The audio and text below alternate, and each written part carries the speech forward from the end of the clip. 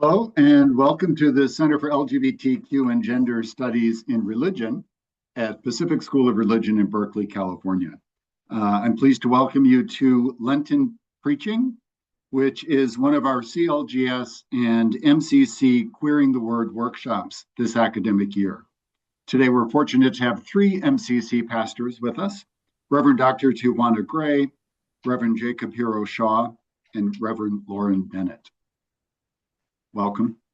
My name is Bernie Schlager. I use he, they pronouns, and I'm on the staff here at CLGS. Just a few housekeeping details. This workshop is being recorded for future posting on our socials. We will not record and therefore not post the chat feature. And this is number 2 in a series of 4 Queering the Word workshops offered by CLGS and MCC. We've had Advent. Today is Lent.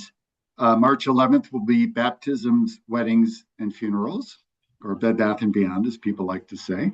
And then the 4th will be LGBTQ plus Holy Days holidays on the 20th of May. You are eligible to receive a continuing education unit for this workshop.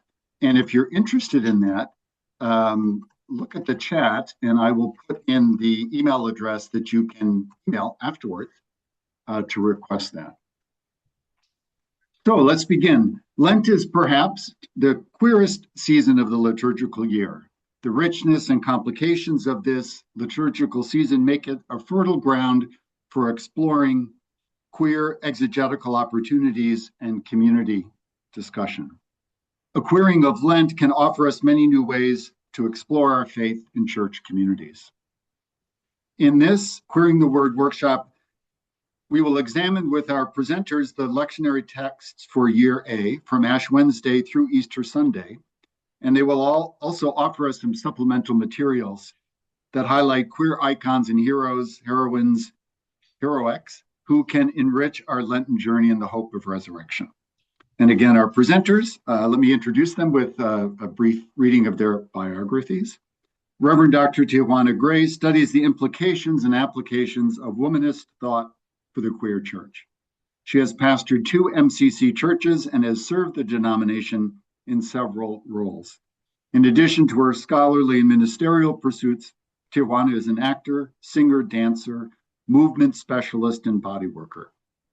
She loves to travel, eat, and cook, and is grateful for a spouse who supports all of her activities and even participates in a few. Reverend Jakob Hero-Shaw is former senior pastor of the Metropolitan Community Church of Tampa, Florida. Jakob received his MDiv degree and certificate in sexuality and religion from Pacific School of Religion and a Master of Arts degree in ethics and social theory from the Graduate Theological Union. He holds a graduate diploma in Christian theology and spiritual direction from Cardiff University in Wales and a BA in religious studies with an emphasis on Christianity and Islam from the University of South Florida. Jakob has led trainings on human rights and participated in transgender advocacy throughout the United States, Canada, the United Kingdom, and Central and Eastern Europe. Jakob's favorite thing in life is being a dad, and he lives in Tampa with his husband and their children. Reverend Lauren Bennett is pastor at MCC Greater St. Louis. In addition, Lauren coordinates conferences and events for the MCC denomination. As a graduate of Wesley Theological Seminary, she lived in Washington, D.C. for 4 years before moving to the Midwest. Coming from a community organizing background, Lauren is particularly passionate about working with the crucified of our time for liberation from systems of oppression. In her free time, she loves being outside, reading, and spending time with her wife and son. So welcome, everyone, and I will turn the Zoom floor over to our presenters. Welcome again to CLGS.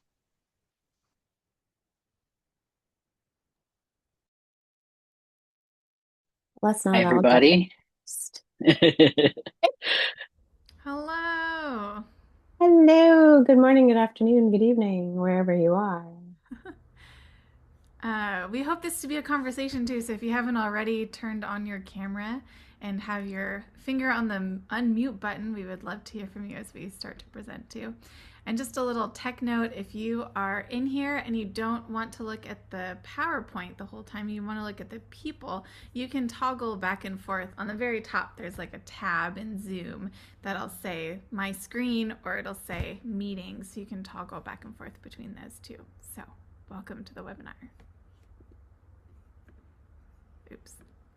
So as Bernie shared, this is the second of 4 of these queering the word webinars. And just as you might have heard if you were at the one for Advent, where we claimed that Advent was the queerest liturgical season, we now claim that Lent is the queerest liturgical season.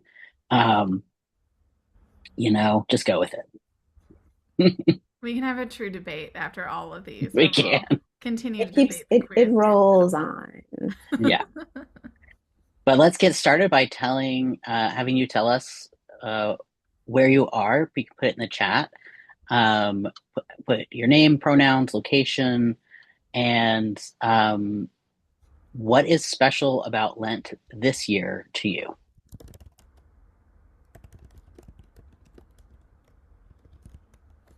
And yes, I'll remind people while you're doing that if you're wanting to get a CEU credit for this, send us an email at clgs@clgs.org. And we'll say, yes, indeed, you're here. So while we're waiting for folks to type in the chat, do you want to start? Why is Lent special this year for you? Oh dear. I was not supposed to go first. Was there supposed to? No, that was my moment of what? Lent is special for me in general because of the call to reflect and sort of to contemplate what choices I have made that have brought me to where I am and what better choices I might make to go forward. And this year it is particularly special for a couple of reasons. Being in a new ministry and a different phase of my life, and also just being in the United States at this time. It's an interesting time to contemplate my own shortcomings in the midst of all of, I can only describe in this moment as the ich. I'm going to throw it back at you, Lauren. Oh, for me, I agree with the things that you said. And I think Lent, Jim put this so well in the chat. What did you say? Every Lent is special because I love singing hymns with morbid themes and minor keys, which is kind of funny and also kind of perfect because I think in the church we can focus so much on the good and the hopeful, and Lent gives us permission to focus on the things that are imperfect and will never be. And I think I need reminders of that right now, especially in the world that we live in, that these are not, even though the experience that we might be having might be new and the ways in which things are happening might be different for us in our embodied places, that they are stories of old in many ways, of empire being in charge or trying to be, and love trying to find a way anyway. So I surely need reminders of that, and appreciate that Lent is a time where we can really focus on some of the harder things that at least I like to ignore throughout the rest of the year. How about you, Jacob? I love Lent. It's my favorite liturgical season. And this year it is very special and very strange because after 10 years of being a senior pastor and another 10 years before that of being involved in various ways in all kinds of different churches, I've recently left my church, and I'm going to be exploring Lent in a totally different way. And I'll be in Spain during Holy Week, which I'm really excited about. I'm doing a training in nonviolent communication, which I'm very passionate about, and it feels really sacred. And I needed to do something very special for Holy Week because otherwise I don't know how I would have held the intensity of Holy Week without being part of a church. So I'm off on an adventure soon. Mm. And Lent also, as others have said, helps me to refocus my faith and think about the things that are heavy that maybe I don't always let myself think about.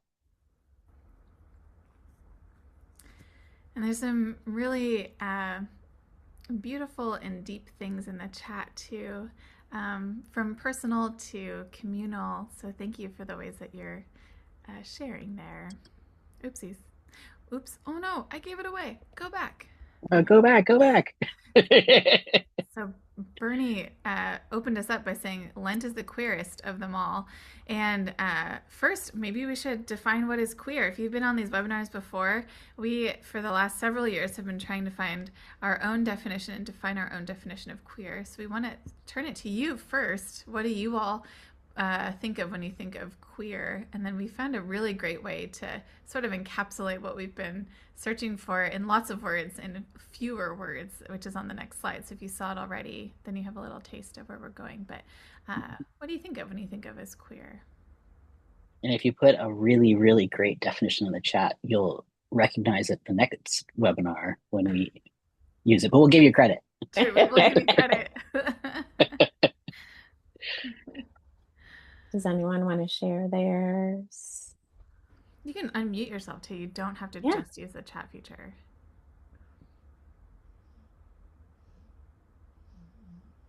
They're all very shy. So shy. I know a lot of the people on this webinar, and I do I know for a too. fact that y'all are not shy.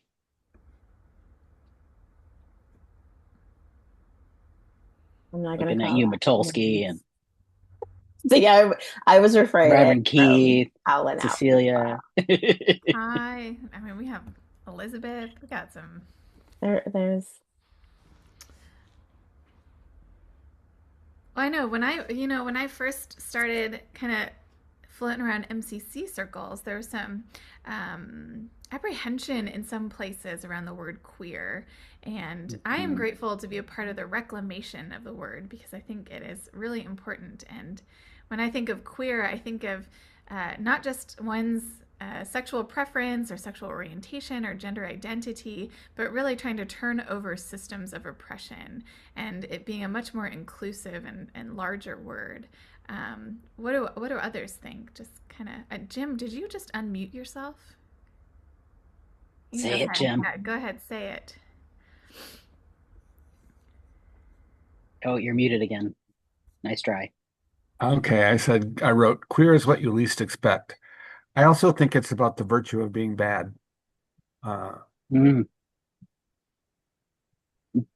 Bad as a virtue? Well, transgressive. So I think someone else said transgressive too. Transgressive, yeah. You know, Transgressive it's definitely it's edge dwelling. Mm-hmm. I think. Oh yes, this bell hooks quote is wonderful that Eli put in the chat. Queer, not as about being who you're having sex with, that can be a dimension of it, but queer as being about the self that is at odds with everything around it.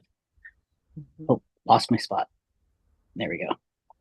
And that has to invent and create and find a place to speak and to thrive and to live. That is such a wonderful quote. It's so good. And Lucia adding on that queer is the mystery of transgression. It's good. And I wanted to expect, I saw queer is what you least expect in the chat, which combines with some of the other things that have been said, because I was thinking, for me, queer is being authentic in spite of expectations.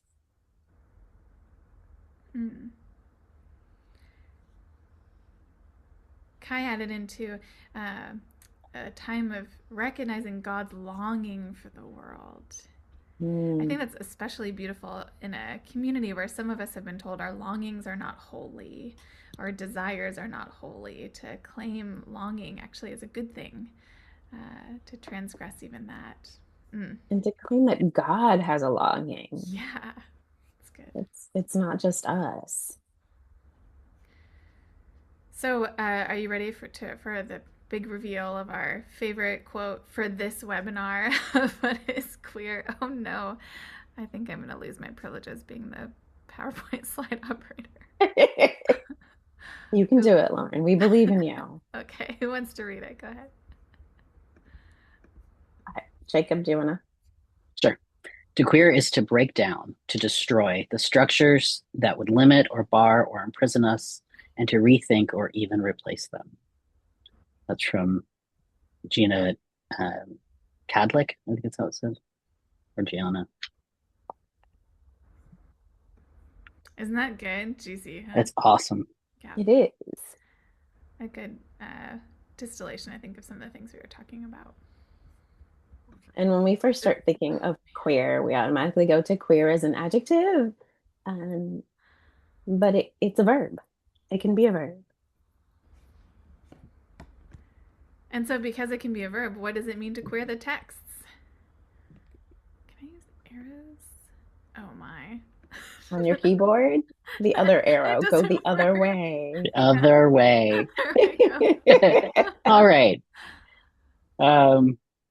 Lauren is querying how to move the slides. Yes. About querying. I think I'm, yeah. So these are the same questions that so for the most part, the same questions that we've kicked around in the past, but we wanted to revisit them. Feel free to take a screenshot of this if it's something that you want to ponder in more detail later. So we're gonna quickly go through these, and if there's any of them that you want to discuss in more depth, we'll circle back. So our first one is, who is represented?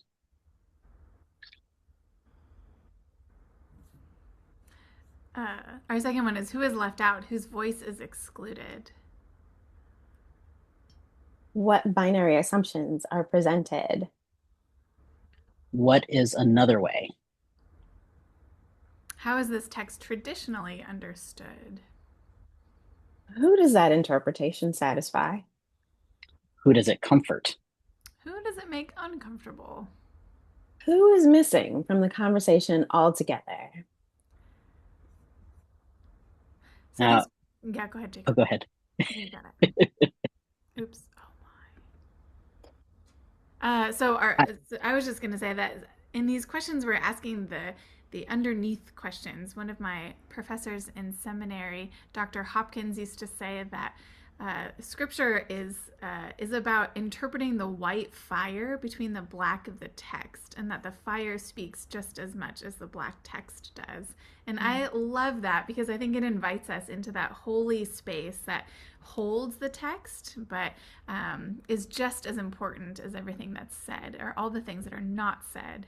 And so when looking at Scripture, all of you do this. Well, all the ones that I know on here, which are most of you, we do this, right? This is what it looks like to queer the text, to really sit with it, to sit with what it's saying, what it's not saying, how traditional ways might lift up marginalized people, or might silence them, and our responsibility then to think about how we can be further stewards of creating an open-ended sort of way of interpretation, so that everyone can see themselves in the text and see themselves as a part of the way that we can resist systems of domination and oppression. You just went to where I was going. Oh.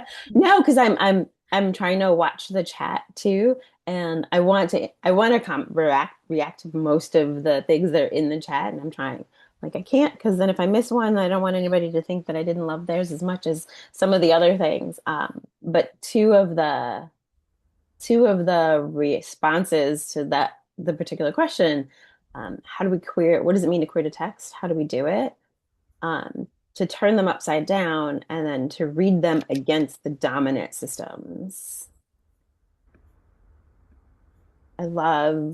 I think those go very much with the questions that we might ask ourselves while we're reading them.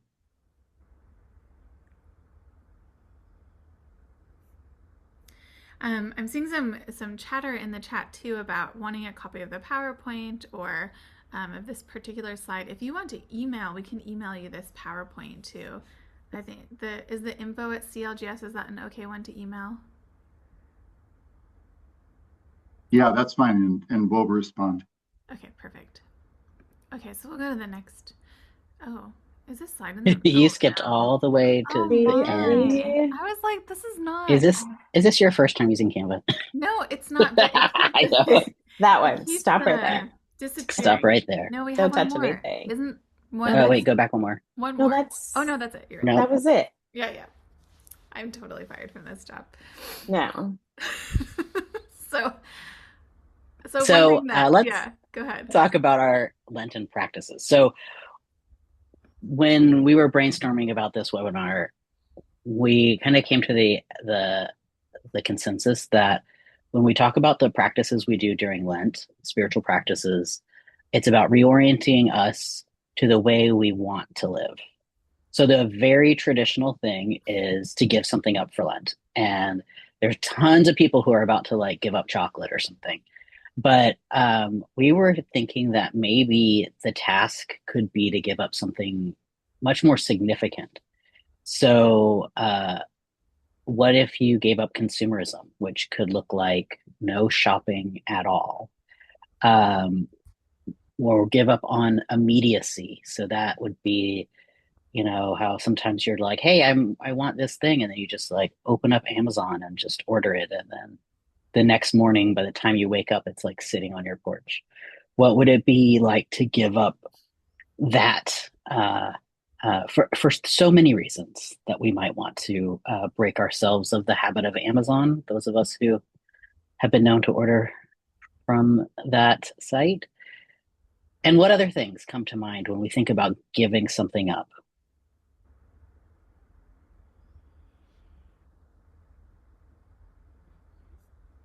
The other ideas. One year, I am not a vegan or a vegetarian, and one year I went vegan for Lent. And then my husband, who's from Scotland, we had to take an emergency trip to Scotland, which is not. I know it's really easy to be vegan in Scotland because like it's a very vegan friendly place. But let me just tell you, the food that's not vegan is so delicious. So that was a year that I failed on what I gave up for Lent. But it was a huge thing to attempt, and sometimes we're not going to be perfect. Yeah. What other things might we give up during Lent? We've got in the chat mindless consumption of social media. Oh, Marie, Oh, the scrolling, nobody here does that though. So No. numbing out with TV. no. Oh, wait, what? Yeah, Chelsea. Oh, I that's heard getting personal. during the pandemic, we would talk a lot about, how to keep yourself engaged. And I thought like this was a really helpful distinction for me is like what helps you to tune in versus tune out. And Chelsea, what you said about numbing out makes me think of that. Like, what are some practices that can help us tune into something that maybe we neglect or ought to take more of our attention than we let it? And how can we take out some of the things that, just to help us to tune out only. I mean, sometimes it's good to tune out because sometimes we just need a little bit of a brain break. So, that's good. And how do we not let that become our only experience? Which gets at the question I always like to ask when we're talking about giving something up is the what's behind that? Like, here's a thing, I'm going to give up chocolate for all of Lent. I would not do that because chocolate has no effect on me whatsoever. I would miss it. But if someone who says, I eat a lot of chocolate, I'm going to give up chocolate for Lent. Well, what is the purpose of that? Mm-hmm. What is your goal? Are you saving money? Are you taking care of yourself? I think we have to, and we haven't gotten to the taking something on specifically, but I think they go together. Absolutely. Yeah, and I think using food examples is fine. Jim said giving up ginger snaps from Trader Joe's. And Eli said giving up single-use plastic. Yeah. So then the other piece of this is, and I see some comments popping in about this, what about taking something on? Reshaping our understanding of our identities in some kind of way.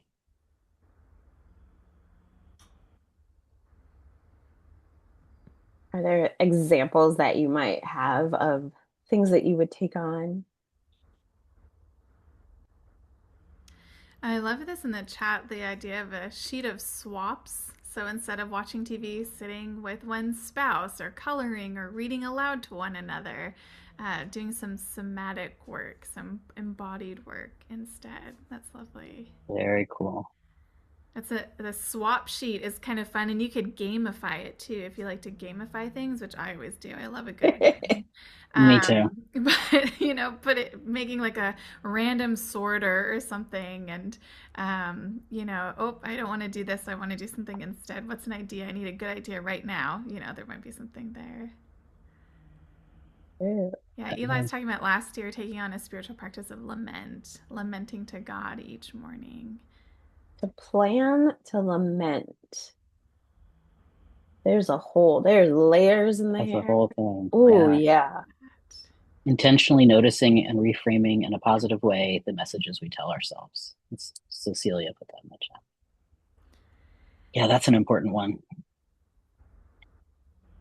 And maybe we also say of each other or of the systems that we're a part of. Or I think sometimes when I think about Lent, I think about suffering. Like when I first heard about Lenten practices, like you were supposed to give up chocolate because you love it. Like you're supposed to give up things you love and deny yourself, right? Like in that spirit of take up your cross and follow me. Like I have to say, if chocolate is our cross, maybe we should think a little bit more deeply about that. However, there are all these like stumbling blocks, right? But as my understanding of sort of even that scripture or even this idea sits with me more now, I feel like it's more about seeing the suffering in the world and taking on a practice that helps to sit with it differently or work against it differently. I love on this slide the reorienting us into the way we want to live that Jacob lifted up in the beginning. Like if we feel the suffering of the world, if there are all these crosses that we can think about that we bear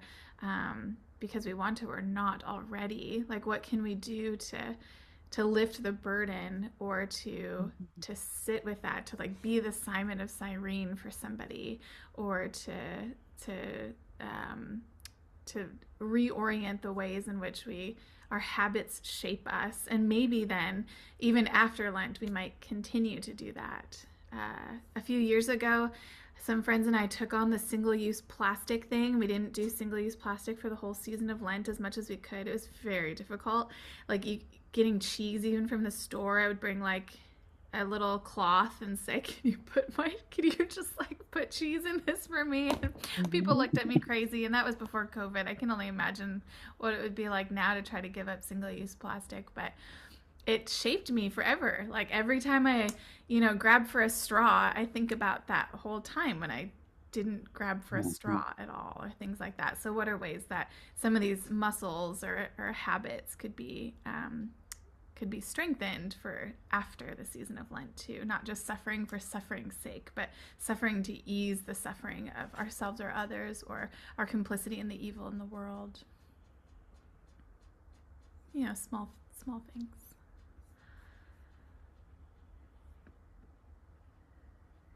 Okay, let's go to thinking a little bit about expectations. So I was recently in a meeting with some of our leaders at our church, and we were trying to decide the date of our fundraiser. I don't know if anybody does fundraisers at their church, but it's an important part of our budget is to do at least one solid fundraiser every year. And the best date that worked for our calendar and the venue that this particular fundraiser takes place in is in Lent. And so we had a serious conversation amongst our leadership about, is it okay to ask for money and to do a fundraiser during Lent? Because this fundraiser is so fun. Like if you're not doing anything on March 15th or 14th, whatever that Saturday is, and you would love to participate in a fun fundraiser, and you are okay with celebrating things during Lent, come out to St. Louis and come to our trivia fundraiser. It's a good time. But is it okay to do that? I've talked to some people who whose churches don't allow any weddings, any celebrations. I know some people who were born in the season of Lent who can't celebrate their birthdays until the season of Easter. Like, what do you all think about that? Do you have expectations over what should or should not be celebrated? What does it look like to take on a practice fully communally? Is that a thing that is helpful, or do you think it's pulling away from the point, or what do you all think about that? I could argue it either way, by the way. So you'll have a friend in me, at least, whatever way you argue it, because depending on the day, I could argue either way on this. Oh, we have a birthday that is always during Lent and And you celebrated. celebrate. Celebrate. I had my last church, my previous church, because now I'm in Bernie, I have to update my bio. I'm on my third church now. But the church before that was the church anniversary was the end of February, which often falls in Lent. And the question was, well, we can't celebrate the church anniversary because Lent. And we had to have multiple discussions about that.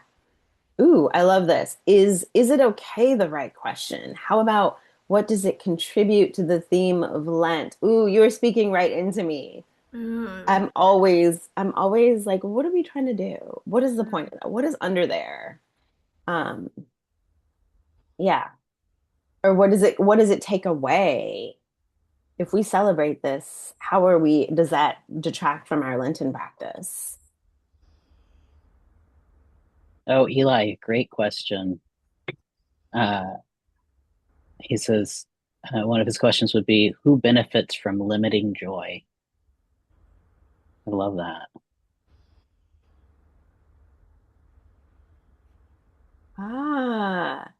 When we make space properly for grief in our lives, and we don't need to be strict about the binary of possibly incorporating joy. Wow. That's good. So we still get to be human beings during Lent? Is that the thing? And is it true that joy and grief can coexist? Ooh. Those are excellent ideas here. Well, let's move on to scripture a little bit, though. If anything continues to raise up for you about any of this or any other thing that we've raised up so far, feel free to take us back. Our whole structure is just to provoke. That's what we're doing. Go ahead, Jacob.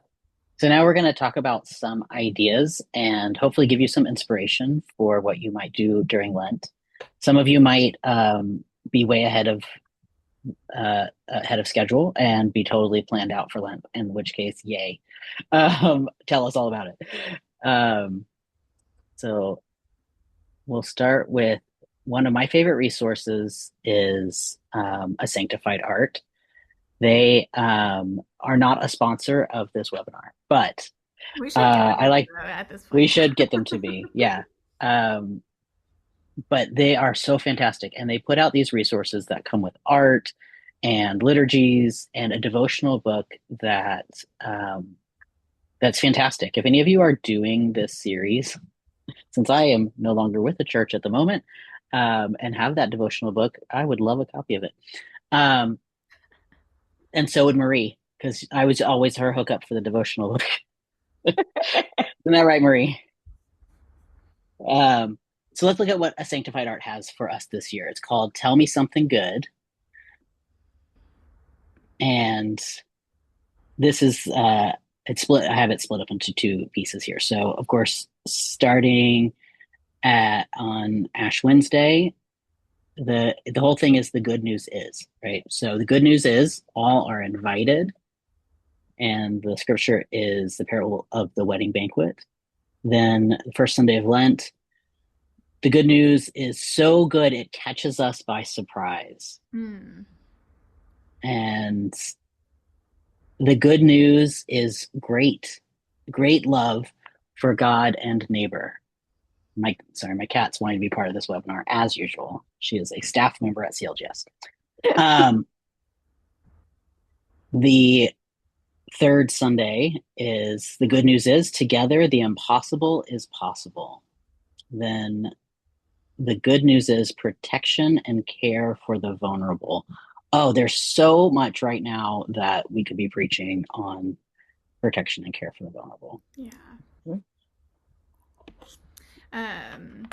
Okay, we'll go to the next one, then we can make Next week. Sorry. So then the fifth Sunday, the good news is rooted in justice, mercy, and faithfulness. Then Palm Sunday, the good news is inspiring us to act.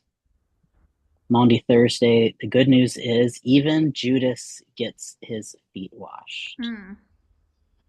The good news is revealed through nonviolence for Good Friday. And then Easter Sunday, the good news is alive in the world. One of the things that I do with these series, or what I have done, is create an evening program for either Wednesday or Thursday, depending on the church schedule, that allows people to like be in conversation, so that it's so there's kind of a mutual discussion about all of these things beyond just a typical Bible study, where they can really dive into what the sanctified art folks call Visio Divina, which is kind of a spiritual practice of looking at the art and talking about the scriptures. So I really encourage you, if you're using a sanctified art or any of the other resources, to create some additional programming that enables people during Lent to kind of dive much deeper into the season and into the themes.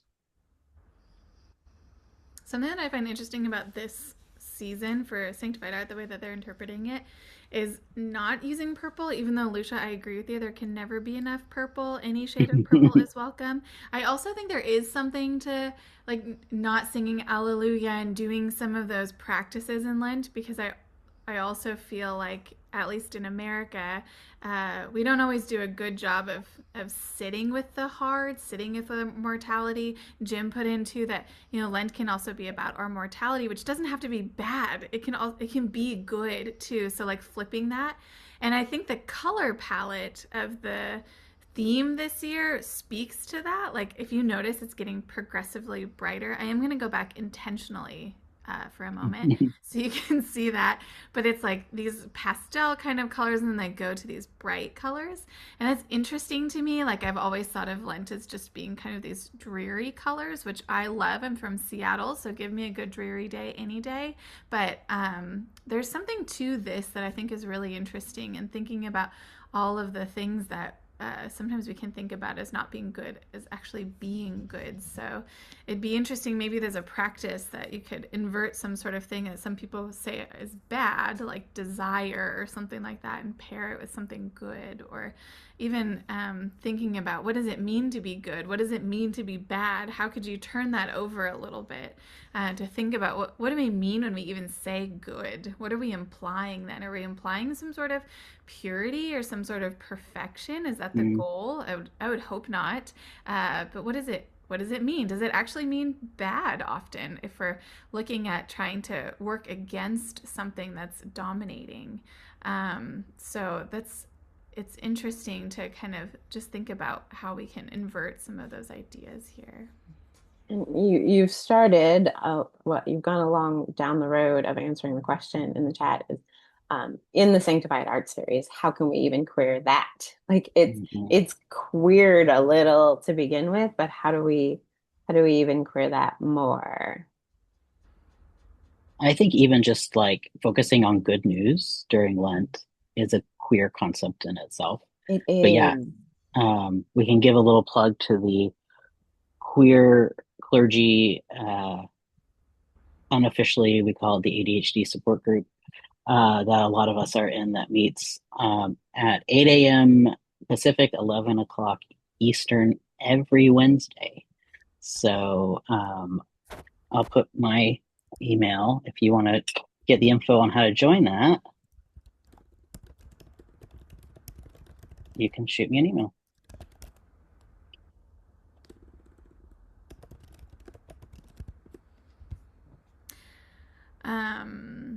Any other ideas? You can speak freely. I'm watching the side conversation about death cafes. Yeah. Yes. I would like to, after we present the rest of our Lent ideas, maybe circle back to the Death Cafe. Yeah, let's do that. Okay, That sounds like a... Oops. Yeah, we can kind of go through some of these other ones.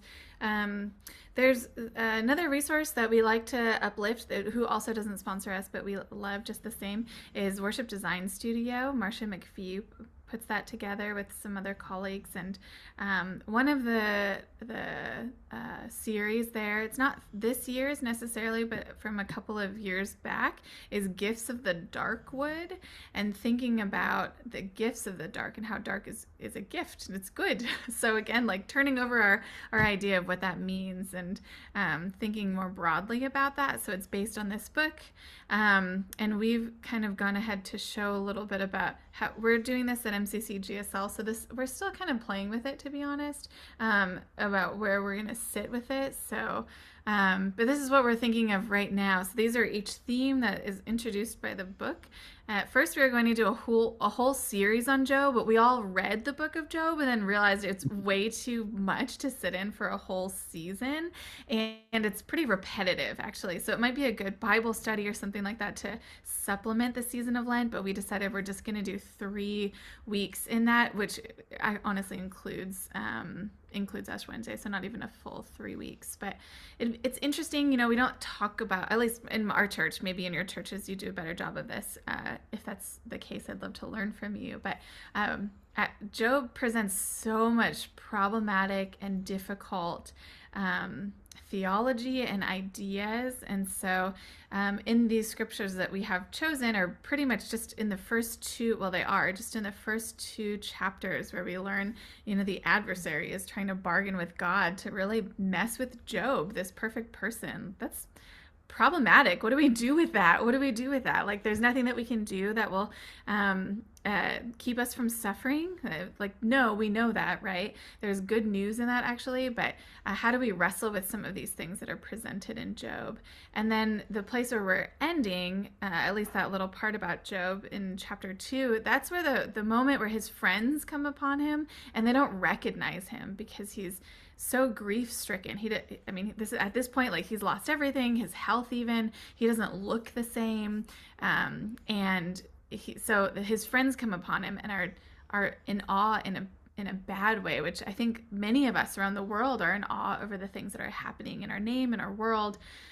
So what does it mean to be thunderstruck, but not by beauty, but by despair or by grief or by other things that we can't really make sense of? And then these other stories were kind of going into thinking about, like, when Jesus was in the wilderness, what was he experiencing? So they're potentially like 2 weeks looking at this story of temptation in the wilderness from a different angle, from like the wilderness kind of experiences that we have, and then temptation, and how can temptation be turned around a little bit to be a good thing? Like, what does it look like to lean into that a little bit? And this book, Gifts of the Dark Wood, really helps with making some of these points. The gift of getting lost. One of the stories that we're kind of trying to think about is the Israelites in the desert. I mean, this would have been a story that people who are reading Job and Jesus, certainly during his time, would have known about and would have used in their own kind of prayer time and discussion. Like, what does it mean to find goodness in being lost, and to see the provision of God even in those times, especially in those times? And then we thought, the story of Palm Sunday is perfect. Like, it is already a story that shows the gift of being a misfit. And we thought, what would it look like even to have some play in the procession on Palm Sunday or something? We just in our staff meeting today, we were talking about, like, what would it look like to get a whole bunch of those blow up costumes that we saw a lot of in Portland that were protesting the National Guard, to kind of mock the National Guard for being there? Like, what would it look like to have a procession of a protest that's has those kinds of costumes or something? Like, how can we play a little bit with that and with that idea? And Monday, Thursday, thinking about the gift of disappearing. We're still, like I said, we're still wrestling with some of this, but in a way of trying to queer Lent and queering some of the uses of Scripture. the Easter story is actually a story of disappearing. Like Jesus disappears. Something that always strikes me about the text every year is that Jesus is remarkably absent on Easter Sunday.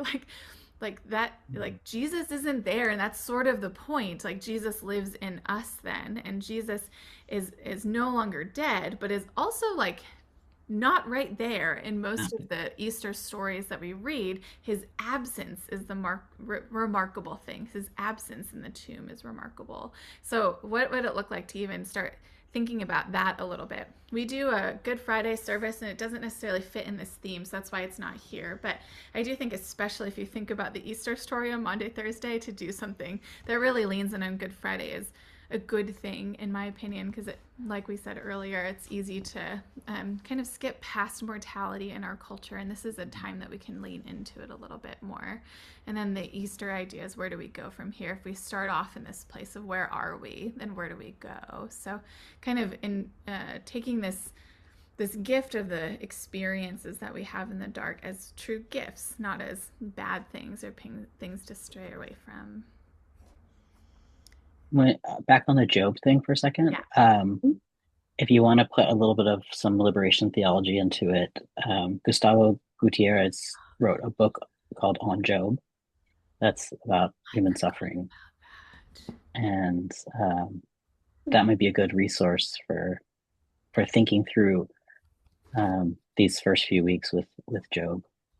Thank you. And I would argue that that Job doesn't necessarily present problematic theology, but Job is ripe for interpreting into problematic theology. And to liberate our understanding of Job too. Like right now at our church, we're doing a little study on Revelation because it's often misinterpreted and often used to harm. And I think Job can be a similar thing, or something we just don't want to touch because we don't really want to think that much about suffering. And what does that mean to sit in the way that Job does? So some interesting things there to think about. Yeah. Anybody else have anything on? There was a comment in the chat that I was about to ask a question about, and the clarification popped up that Lent also gives the opportunity for nothingness, no gimmick, no prop, just silence, a time to listen deeply. That's good. And the play JB by Archibald MacLeish, we talked about this in the staff meeting, because my college, my university, our theater department did a production of JB when I was an undergrad. There's JB, there's God's Favorite, there's another play based on this. There's there's a lot of theater based on the Bible, but it's interesting that there are quite a few specifically on Job. I do think it's powerful, and it catches our imagination or our fear too, in a way that is helpful to sit in, I think. Yeah. I just want to encourage, Lent is a time to do something different in your community. So if you're a community that's pretty regimented and does the same thing every week, there can be a real comfort to that. And there can also be an experimentation that Lent or Advent offers that we don't always get every year or every part of the year. So maybe there's a part that you could lean into, like having 5 minutes of silence in the middle of the service or something. Or like for our community, 5 minutes would be like a century. I can't imagine 5 whole minutes of just sitting quietly together. Our online community would be like, what happened to the feed? Right, exactly. Is it frozen? I think it was earlier in the chat, somebody mentioned it's a good time to change up the order of worship. I think I saw that in there. Yeah. In Topeka. I was in Topeka before I came here. And we took out the pews, and there was a whole project that had started before I got there. Finally, we moved forward and took the pews out and put in chairs. And I took advantage of that time to rearrange the sanctuary with the season. So if you have that option, it's a good time there's a moment to move that Actually, I think we did that in LA. I know we did that on Good Friday when I was in LA when we were on Santa Monica Boulevard. Would just rearrange everything. And you come in and it's like something's different. I can't just be in my normal space. Yeah. Yeah, people have big opinions when you do that. Yes, they do. Hmm. Big feelings. And I invite you to explore those Exactly. That's juicy. going back to my normal thing. Like, why is that? Let's pick at that for a while. Sometimes during Lent, we specifically use a different Bible translation. Ooh, And I Nice. let people know that, like, this is an opportunity to get out of your comfort zone. What a gift from God. That's just what I say, like, when I show up. So they know my energy before they come to my office after service. You could still come and process with me, but like, this is the vibe you're getting from me if you show up in my office. I love that. I love that. Yeah. Yes, we can have contemplation and we can have crucifixion, but God forbid we have dead air. People get so, it's an interesting thing to explore. I know when I was a chaplain, especially when I was in CPE, and we really explored a lot, like what does it mean to have silence with other people? Because sometimes that's what people need, is just a silent presence. But not on a Sunday morning. It could be interesting to supplement something too, have 30 minutes of silence, even in an alternative space at before service or after service or something. I think about an alternative just because people come in our church, like I'm sure yours, and are constantly talking before service. It's hard to get them to there's pay attention to whatever is starting. I think any of these things, if we're clear about what we're trying to do, when I'm not a huge silence fan, but I value it sometimes in worship, and I just say right out, we're gonna have this much silence, and I would have to set a timer for myself because otherwise I start to think, has this been too long? Wait, no, I told them it was going to be a minute, and the timer says 32 seconds, so it's okay. Yeah. So I want to say that I really appreciate these meetings and the questions that you ask, because it really provokes more questions in myself. So as you're talking, I'm thinking for Lent, and we're doing holy vessels. That's the theme, and we're leaning it towards healing and building resilience. And I thought, I wonder if there's a way that we can take on a communal practice. Like everybody practices by themselves. It's like, what do I give up? What do I not do? What do I add? But can we do something communal with the whole congregation? And I thought we could take 1 week where we attend to the body of the sanctuary, or we attend to the body of the people in the congregation by writing cards. So I have to think, I'm just thinking out loud right now, but that's something that came up as you guys are all talking. It's like, I wonder if we can do a practice together. Ooh, yes, you can. Yes, I love that, Elizabeth. What a great. I love that. Like I'm thinking of like you could do a group art project, or have seeds that everybody plants in little pots, or I don't know. Like there's so many things. That also makes me think of that seed paper. So you could do something that involves writing on the paper, but then also you can plant the paper, and then it'll theoretically grow.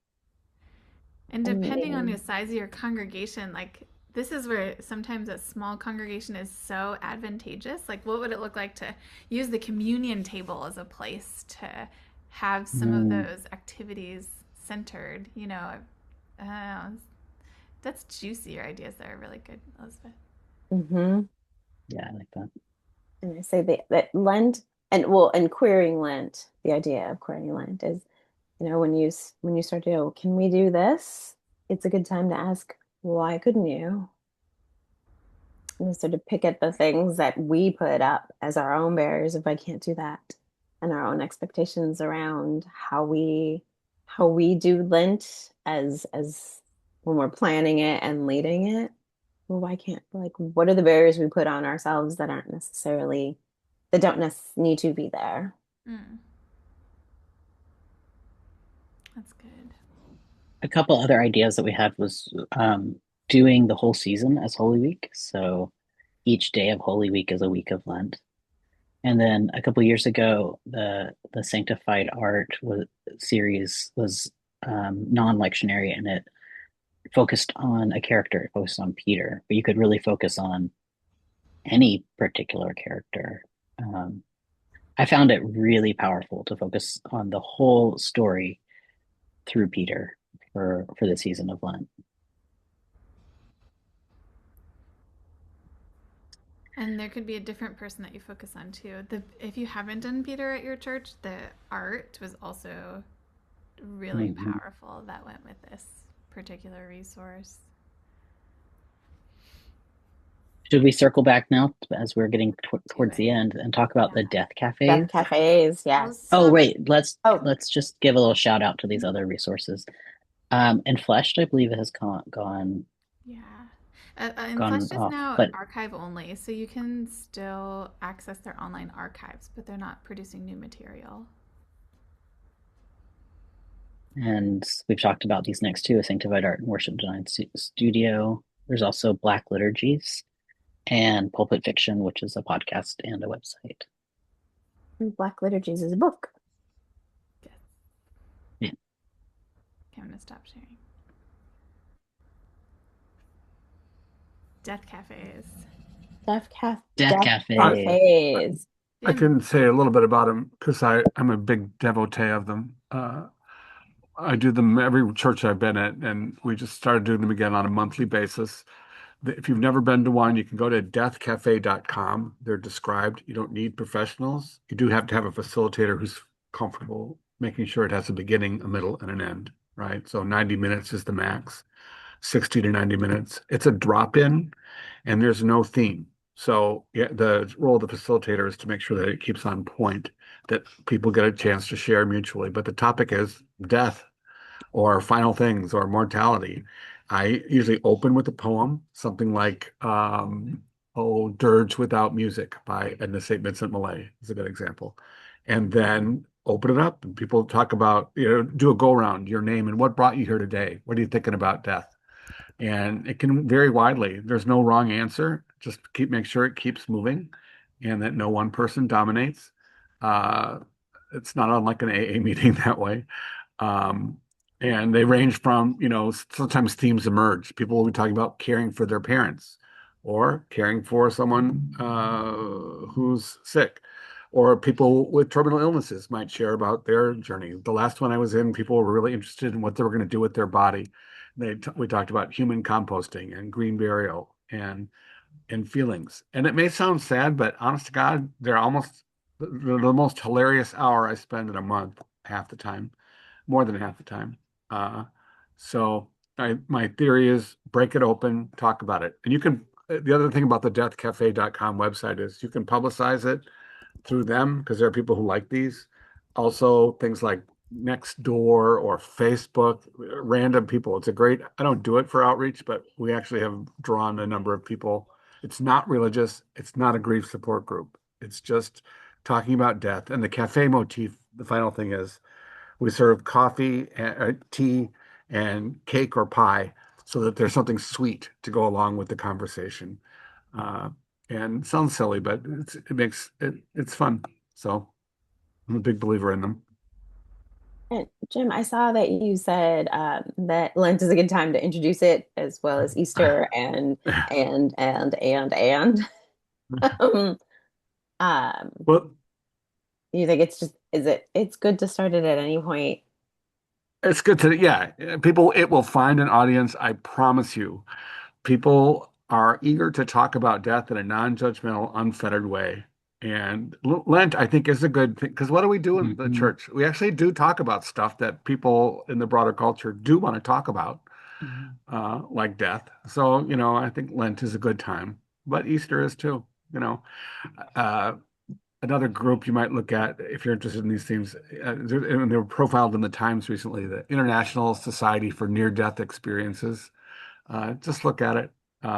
It's people who come together and talk about their own experiences around being close to death or having a near-death experience. So I just think it's a religious topic, yes, for Lent, but I think it has broader application too.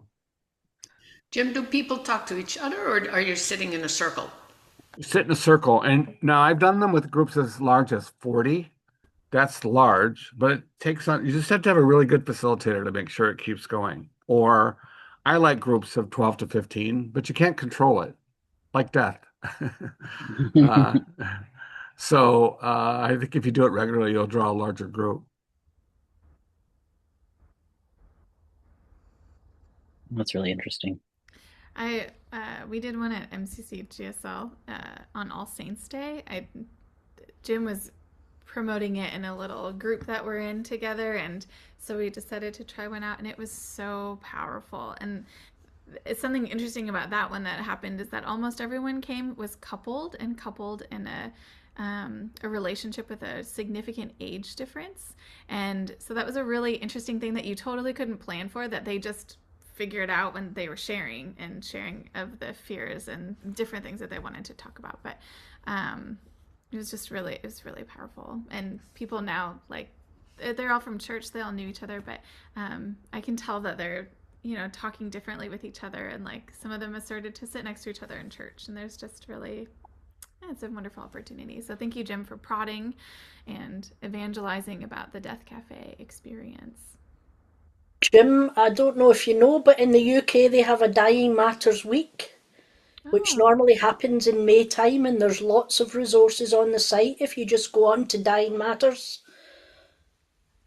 And they do like things like how to create graffiti boards for doing like topics around what do you want for your funeral, how would you be, what music would you have, what colours would you wear, all that kind of stuff helps as well. So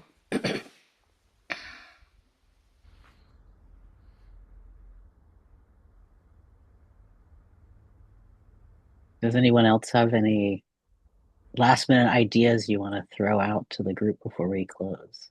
Or questions? Or questions?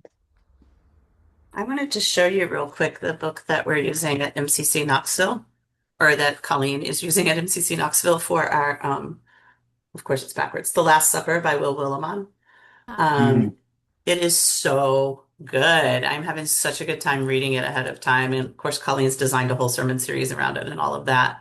But the way he plays with the parables of Jesus is just genius. Absolute genius. It's like I want to underline every line in the book. So highly recommended, and not a difficult read. Excellent. That's important. can you tell us, Marie, who it's by again, please? Will Willimon. Well, here, why am I talking when I could type? Type it in chat. Yeah, duh. Thank you. There we go. Yep, no worries. You. Oh, it's a recent release too. Lauren's already bought it. Maybe. In the moment it took you to talk about it. Maybe not. So giving up on that instant gratification thing, we're saving that for Lent. Well, she didn't buy it for instant delivery. She just was like, oh. Okay. It was Lauren's idea to say no Amazon, so I just thought I'd throw that out there. Maybe it's from the library. Yeah, I've been trying to give up Amazon. Me too. Not just during Lent. Operative. Gave up Target though, so. Yeah, I did as well. Got to start somewhere. Well, if you have other questions, ideas, things like that, you can reach out to us or each other.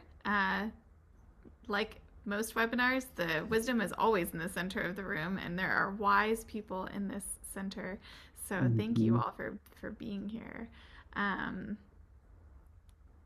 It's been lovely to be able to think a little bit more about Lent and to think about different practices that can encourage us around so many different themes.